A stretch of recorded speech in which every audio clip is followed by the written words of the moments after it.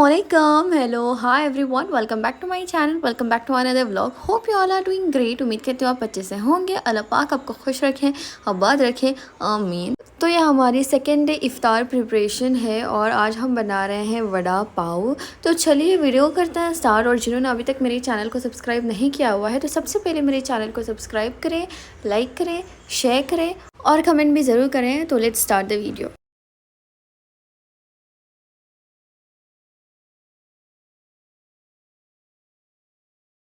तो जैसे कि मैंने आपसे कहा कि वीडियो की शुरुआत में ये है सेकेंड डे इफ़्तार प्रिपरेशन, और इफ़्तारी प्रिपरेशन के साथ में ही जो है ना मैंने पूरे दिन की एक्टिविटीज़ को भी जो है रिकॉर्ड किया हुआ था। बट आजकल इतना मुझे लेट हो चुका है, जैसे कि आप जानते हैं कि ये है आज 8वां रोज़ा और मैं इतना पीछे चल रही हूँ। सेकेंड रोज़े से लेकर मैंने आज तक का पूरा रिकॉर्ड किया हुआ है और बिल्कुल भी जो है आजकल मेरे व्लॉग्स बहुत ही स्लो हो चुके हैं बिकॉज़ एडिटिंग और वॉइस ओवर करने में मुझे बिल्कुल भी टाइम नहीं मिल रहा आज। बिकॉज़ एक तरफ जो है ना आइज़ल का अलग ही मसला शुरू हो चुका है। उसको जो है ना मैं कहीं पर जाऊँ तो उसको रोना आ जाता है, मैं कुछ भी करूँ तो उसको रोना आ जाता है। बस उसको जो है ना पूरा अटेंशन चाहिए होता है, तो वहीं पर जो है ना पूरा टाइम चला जाता है। और सपोज़ उसको अटेंशन ना मिला तो इतना चिल्ला कर रोती है, सर में इतना दर्द हो जाता है। और एक तरफ जो है ना जैन तो इतनी डरावनी चीज़ें करता है, जैसे कि मैं आइज़ल को ज़्यादा लाड प्यार करूँगी तो जैन जो है ना उसके गले में कुछ ना कुछ डाल देता है और खींच लेता है पीछे से। तो बहुत ही अजीब सी एक्टिविटीज़ जैन करता है, तो बहुत ही डर लगता है। कभी कभार जो है ना कुछ लेकर उसके सर पे इतना ज़ोर से मारता है तो बहुत ही डर लगता है हमें। तो बार बार जो है ना इन दोनों के दरमियान में ही होती हूँ मैं, because Jain is out of control. अब जैन को भी मैं ज़्यादा मार नहीं सकती बिकॉज़ जैन भी बहुत ही छोटा है। उन दोनों के दरमियान बस 1 साल और 1 महीने का ही फ़र्क है। तो जैन भी जो है बहुत ही छोटा है और उसको भी मार कर कुछ फ़ायदा नहीं है और मैं बिल्कुल भी मारना नहीं चाहती। एंड कभी कभार जो है ना पिलो लेकर उसके मुंह पर रख देता है और कभी कभार ना खुद ही बैठ जाता है उसके मुंह पर। तो ऐसा होता है कि एक दिन जो है ना पूरे इनके दरमियान में ही चला जाता है।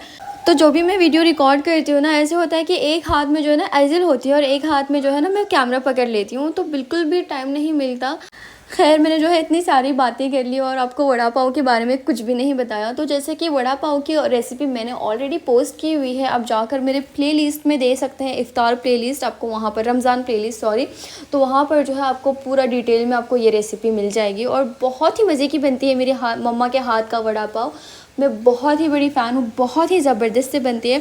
यही था बस सेकेंड इफ़्तार में हमने वड़ा पाव बनाया था। और फर्स्ट इफ़्तार प्रिपरेशन का जो है ना हमने कुछ शूट ही नहीं किया बिकॉज़ प्रिपरेशन तो हुई नहीं थी घर पे और हम बाहर थे, बाहर हमने रोज़ा खोला था।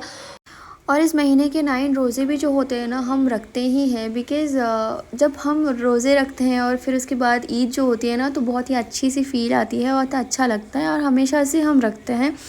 और ऐसा नहीं कि हम ही रखते हैं, हमारे ख़ानदान में जितने भी लोग हैं लाइक पूरे अल्हम्दुलिल्लाह से माशाल्लाह से सभी लोग रखते हैं। जैसे कि मेरे डैड के साइड, मॉम के साइड, मेरे हस्बैंड के घर सभी लोग रखते हैं अल्हम्दुलिल्लाह से। तो बहुत ही अच्छा लगता है जब ईद आती है, बहुत ही अच्छी सी फ़ील आती है। तो यही था बस सेकेंड डे प्रिपरेशन। तो अभी नेक्स्ट हम जाएंगे सीधा थर्ड डे प्रिपरेशन पर। तो आज थर्ड डे पर हम बना रहे हैं, तो आज हमने सोचा कि हम बनाएंगे पूरी भाजी और कचौरी बनाएंगे और इसके साथ हम पकोड़े भी बनाएंगे प्याज के। अभी भी जो है ना ये जिलहज का महीना आ जाता है ना तभी जो है ना पुरानी यादें जो है ना याद आ जाती हैं। जैसे कि 6 साल पहले जो है ना पापा और मम्मा हज पर चले गए थे मुझे और मोहम्मद को छोड़कर 6 साल पहले। और तभी जो है ना मैं फर्स्ट पीयूसी में थी और फर्स्ट पीयूसी में मैं अंजुमन मैंने एडमिशन लिया हुआ था। तो वो वहाँ पर जो है मेरा नया एडमिशन था और मैं वहाँ पर फ्रेशर थी। जैसे कि मैंने आपसे पहले भी बताया था कि मैंने 10th तक जो है ना ग्रीन वैली में पढ़ा था। तो अंजुमन जो था मेरे लिए काफ़ी नया था और मुझे बहुत ही स्टार्टिंग में बहुत ही प्रॉब्लम हुआ एडजस्ट होने में। एंड मेरे साथ कोई नहीं था ग्रीन वैली का, बस मैं अकेली ही थी जो ग्रीन वैली से अंजुमन आई हुई थी और साथ में जो है मम्मी पापा भी नहीं थे। तो 45 डेज़ या 50 डेज़ के लिए मम्मी पापा जो है ना सऊदी अरबिया में थे और हम आंटी के घर पर ही थे। आंटी का घर जो हमारे घर से बहुत ही नज़दीक है जैसे कि आप जानती हैं। तो हम वहीं पर जो है खाना एंड ऑल खाते थे और बस घर पर जो है ना आते जाते रहते थे। ऐसा नहीं था कि ये घर बंद था, हम आते जाते एंड ऑल रहते थे। तो ये फ़र्स्ट टाइम था मैं और मोहम्मद मम्मी पापा से इतने दूर थे और इतने दिनों के लिए 45 to 50 डेज़ के लिए पापा शायद वहीं पर थे, पापा और मम्मी। और मोहम्मद भी जो है ना बहुत ही छोटा था, मुझे और मोहम्मद को जो है ना 5 साल का फ़र्क है। एंड मोहम्मद तो ग्रीन वैली में ही जाता था, बस मैंने जो है ना अंजुमन में एडमिशन लिया हुआ था। मुझे पहले तो बहुत ही डिफ़िकल्ट हुआ अंजुमन में सेटल होने में, लाइक मुझे पूरा 1 साल लगा अंजुमन में सेटल होने में। फिर उसके बाद जाकर मैं सेटल हुई और फिर जाकर मुझे बहुत ही अच्छा लगा अंजुमन। अभी मैं कहती हूँ कि खैर जब ये महीना आता है ना तभी जो है ना ऐसे ही पुरानी यादें याद आ जाती है। और जब मम्मी जो है ना जब हज पर जा रही थी तो मम्मी की पाँव पर जो है ना छोटी सी इंजरी हो चुकी थी, तो वैसे ही जो है ना मम्मी भी बहुत ही इमोशनल हो जाती है कि कैसे उन्होंने वहाँ पर कितनी तकलीफ़ हुई थी उनको। वहाँ पर पापा लेकर जो है ना व्हील चेयर पर घुमाते थे, तवाफ़ करवाते थे, सब कुछ जो है ना पापा के बलबूते पे करना था मम्मी को। और बहुत ही मम्मी इमोशनल हो जाती है जब भी वो याद करती है, बिकॉज़ हज में जो है ना उनको सबसे ज़्यादा तकलीफ़ हुई थी, बिकॉज़ उनको चलना अलाउड नहीं था, डॉक्टर ने उनको मना किया हुआ था, व्हील चेयर पर सब कुछ करना था। बहुत ही तकलीफ़ थी मम्मी को। और हज के बाद भी जो है ना वो 2 महीने तक वो इंजरी ऐसी ही थी, तो बहुत ही काफ़ी टाइम तक वो इंजरी थी और बहुत ही तकलीफ़ हुई मम्मा को तभी। खैर बहरहाल बहुत ही जो है इमोशनल टाइम था मम्मी के लिए, हमारे लिए, सभी के लिए। और इसी दौरान जो है ना मम्मी पापा ने एक और बात हमसे शेयर की हुई थी, जैसे कि उनको भी जो है हमारी यादें बहुत ही आ रही थी। तो जैसे कि हमसे कहा कि ये फ़र्स्ट टाइम था हम इतने दूर थे मम्मी पापा से, और वो लोग भी हमसे इतने दूर थे, it was a first time.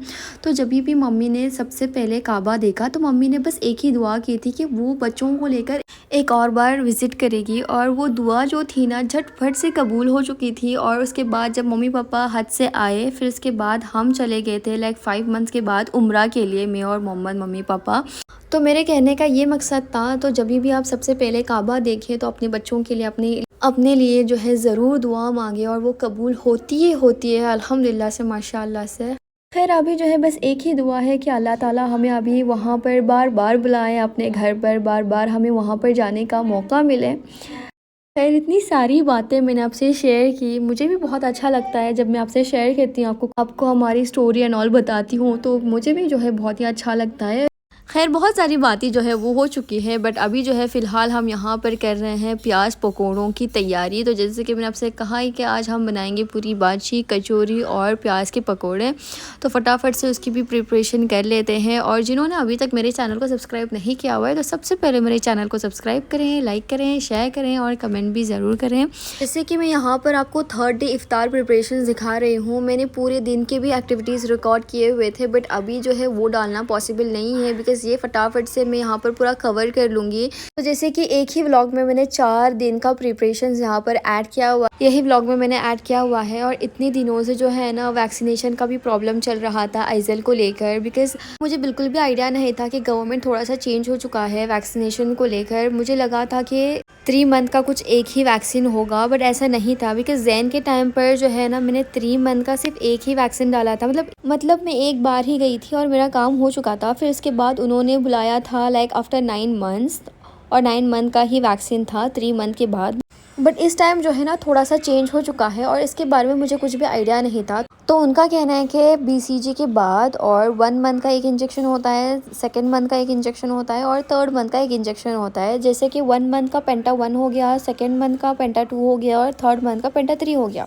तो जब मैं 3 महीने के बाद गई थी आइजल को वैक्सीन लगवाने, तो वहाँ पर जो है उन्होंने सिर्फ पेंटा 1 डाला था, और मुझे नहीं बताया गया कि पेंटा 2 और पेंटा 3 पेंडिंग है, और आने के लिए भी नहीं बोला गया।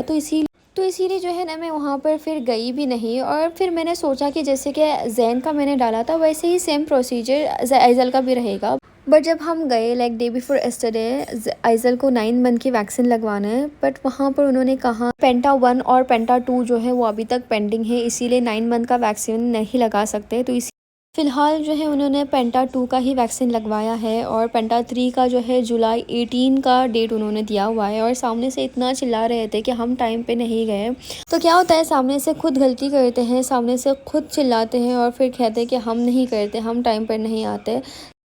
खैर बहरहाल यहाँ पर भी जो है हमारी पूरी तैयारी जो है वो हो चुकी है। तो यहाँ पर हमारी 3rd डे इफ्तारी प्रिपरेशन आप यहाँ पर देख सकते हैं। कचौरी हमारी रेडी हो चुकी है, पूरी भाजी जो है हमारी बहुत ही लाजवाब बनी थी, और प्याज की पकौड़ों की बात ही अलग होती है।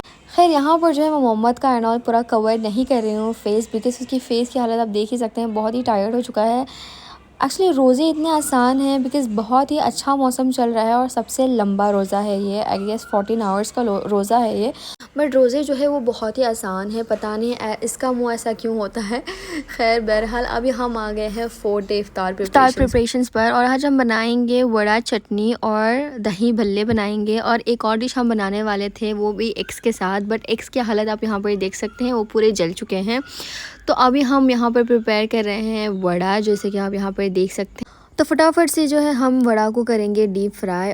और मुझे जो है ना यहाँ पर व्लॉगिंग करके 7 मंथ्स कंप्लीट हो चुके हैं। अभी जस्ट 7 मंथ्स कंप्लीट हो चुके हैं। बट मैंने ये व्लॉगिंग आईडी जो थी ना वो 2022 नवंबर में बनाई थी। ऐसे ही मैंने बनाया था, ऐसा कुछ इंटरेस्ट तो बिल्कुल भी नहीं था मुझे व्लॉग्स एंड ऑल में।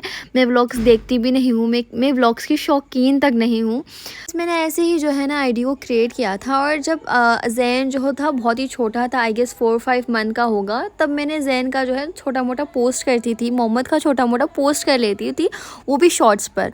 मैं व्लॉग्स नहीं पोस्ट करती थी, ना मैं वीडियो पोस्ट करती थी, ऐसा कुछ भी नहीं था। फिर जाके जो है 2023 नवंबर में मेरे हस्बैंड जो है ना वो मुझे बहुत ही फ़ोर्स करने लगे व्लॉग्स बनाने के लिए। मेरी मम्मी मुझे बहुत फ़ोर्स करने लगी। फिर जाकर मैंने सोचा कि कर ही देती हूँ। एक्चुअली जो है ना मेरी कॉलेज कंप्लीट हो चुकी थी और मेरे हस्बैंड चाहते थे कि मैं फ़र्दर स्टडी करूँ। जैसे कि कॉलेज के बाद उन्होंने मुझे बहुत सारे ऑप्शंस दिए हुए थे, जैसे कि मैं बीएड कर सकती थी, एमए कर सकती थी, एमबीए कर सकती थी। और मुझे उन्होंने जो है ऑनलाइन कोर्सेज़ का भी बहुत बार बताया था, बट मैं इंटरेस्टेड बिल्कुल भी नहीं थी, क्योंकि बिकॉज़ जैन बहुत छोटा था। और जब मेरा लास्ट ईयर ऑफ कॉलेज ख़त्म हुआ तो Jain was a 5 month and मैं प्रेग्नेंट भी थी और मुझे फ़र्दर स्टडीज़ नहीं करना था। तो मैंने साफ साफ इनकार किया था कि मैं फ़र्दर स्टडीज़ नहीं करूँगी, मुझे कुछ भी कोर्स नहीं करना है, बिकॉज़ मैं रेगुलर नहीं जा सकती थी, बिकॉज़ जैन भी छोटा है और ऊपर से जो है ना मैं बहुत ही टायर्ड हो चुकी थी। फिर जाके उन्होंने कहा कि तुम व्लॉग्स करो। एक्चुअली सबसे पहले मुझे ऑप्शंस मिला था कि मैं व्लॉग्स ही करूँ। फिर जब मैंने व्लॉग्स नहीं बनाया, मैंने इंटरेस्ट नहीं दिखाया, फिर जाके उन्होंने कहा कि तुम कुछ ना कुछ फ़र्दर स्टडीज़ करो, कुछ ना कुछ करो लाइफ में, ऐसे खाली मत रहो। तो मेरे हस्बैंड को जो है ना उनको खाली रहना एंड ऑल बिल्कुल पसंद नहीं है। वो चाहते हैं कि मैं कुछ ना कुछ करूँ, मेरा माइंड में बिज़ी रखूँ, या तो मैं अर्न करूँ या तो कुछ ना कुछ करूँ। तो वो चाहते थे कि मैं हमेशा बिज़ी रहूँ, माइंड बिज़ी रखूँ। तो उनका वो एक था, तो इसीलिए जो है मैंने सोचा कि मैं व्लॉग्स ही कर लेती हूँ। फिर जाकर मैंने व्लॉग्स को शुरू किया। शुरू में बहुत इरिटेट हो जाती थी, वॉइस ओवर में मुझे ज़ीरो कॉन्फिडेंस था। अब जाकर मेरा पहला व्लॉग देख सकते हैं, ज़ीरो कॉन्फिडेंस पर मैं थी। फिर जाकर अभी 4-5 महीने हो चुके हैं, मुझे कॉन्फिडेंस भी आ चुका है एंड मुझे लगता है कि मैं बहुत ही एंजॉय करती हूँ अभी जो है व्लॉग्स बहुत मैं एंजॉय करती हूँ। बट मेरे सबसे ज़्यादा मुझे सपोर्ट करती है मेरी मम्मी को जो है ना व्लॉग्स बहुत पसंद है और वो भी मुझे बहुत ही सपोर्ट करती है कंटेंट बनाने में। कुछ वॉइस ओवर करने में तो सारा मुझे टाइम लग जाता था पहले, अभी नहीं लगता। पहले तो मुझे बहुत सारा टाइम लगता था, लाइक मैं 2-3 घंटे लेती थी एक वीडियो वॉइस ओवर करने में। ज़ीरो कॉन्फिडेंस लेवल था, वॉइस ओवर करने में मुझे बहुत सारा टाइम लगता था। बहुत ही डिफ़िकल्ट पार्ट था voice over. Editing and all में कर लेती थी, voice over was very difficult. अभी जाकर थोड़ा सा जो है मैं थोड़ा सा जो है फ़ास्ट हो चुकी हूँ। ऐसा नहीं है कि मैं बहुत ही परफेक्ट हो चुकी हूँ, स्टिल लर्निंग। ज़िंदगी में ऐसा ही है, हर चीज़ जो है ना हम लर्न करते ही रहते हैं। ज़िंदगी में हर चीज़ जो होती है ना वो लर्न होते ही रहती है, कभी हम परफेक्ट होते ही नहीं है, कुछ ना कुछ लर्निंग प्रोसेस चलते ही रहता है। खैर ऐसा ही था, तो ऐसी ही जर्नी शुरू हुई थी एंड अभी 7 मंथ्स अल्हम्दुलिल्लाह से कंप्लीट हो चुके हैं व्लॉग्स बनाकर। एंड पता नहीं अब कब तक चलेगा और कब तक रुकेगा। खैर एनीवेज, तो आज हम यहाँ पर बना रहे हैं पास्ता, और पास्ता के साथ आज हम बनाएंगे कुछ पोटैटो नगेट्स, ऐसा कुछ था, उसका नाम मुझे नहीं पता। तो मोहम्मद बहुत सा अजीब अतरंगी कुछ शेप यहाँ पर दे रहा था। फिर जाकर मैंने उसको अच्छे से गोल किया, फिर जाकर मैंने उसको जो है फोर्क से यहाँ पर इस तरह का शेप दिया था। मोहम्मद का शेप से आप यहाँ पर देख सकते हैं कि किस तरह से मोहम्मद यहाँ पर ये बना रहा था। और जिन्होंने अभी तक मेरे चैनल को सब्सक्राइब नहीं किया हुआ है तो सबसे पहले मेरे चैनल को सब्सक्राइब करें, लाइक करें, शेयर करें और कमेंट भी ज़रूर करें। आजकल मुझे लाइक्स इतने कम आ रहे हैं और व्यूज़ तो बहुत ही कम आते हैं। प्लीज़ अपने फ्रेंड्स में शेयर करें, रिलेटिव्स में शेयर करें। खैर हमारा पास्ता जो है वो बॉईल होकर रेडी हो चुका है, इसको हम फटाफट से ड्रेन कर देंगे। और यहाँ पर जो हमने थोड़ा सा बटर ले लिया है नॉन स्टिक पॉट में, थोड़ा सा यहाँ पर हमने कैप्सिकम को ऐड कर दिया है और ये बहुत ही मज़े का पास्ता बनता है। आप ज़रूर ये रेसिपी जो है ना फॉलो कीजिएगा। मैं इसकी अलग से रेसिपी पोस्ट करूँगी इंशाल्लाह सून, या शायद मैंने ऑलरेडी पोस्ट किया हुआ है, तो आप मेरे प्लेलिस्ट में जाकर देख सकते हैं रेसिपीज़। एंड तो यहाँ पर जो है बहुत ही मज़े की ये पास्ता बनती है और ये पास्ता जो ना हमारे घर पे मोहम्मद ही बनाता है, मोहम्मद के सिवाय कोई भी नहीं बनाता और बहुत परफेक्ट बनाता है। जैसे बस हमने यही बनाया था, पास्ता बनाया था और पोटैटोज़ का नगेट्स कुछ बनाया था, बस यही था 5th डे इफ्तार प्रिपरेशंस।